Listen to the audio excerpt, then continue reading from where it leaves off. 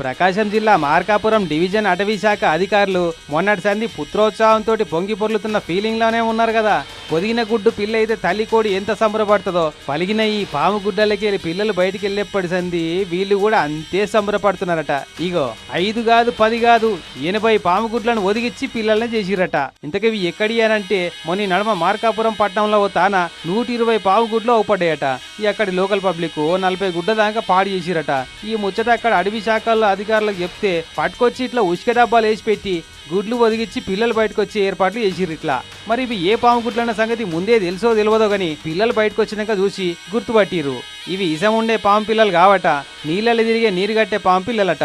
ఇక నారు పోసినోడు నీరు పోయాడా అన్నట్టు పాము పిల్లలను గొంటపోయి చెరువులు కుంటలలో ఇడిచిపెట్టి సెండావి చెప్పిరట.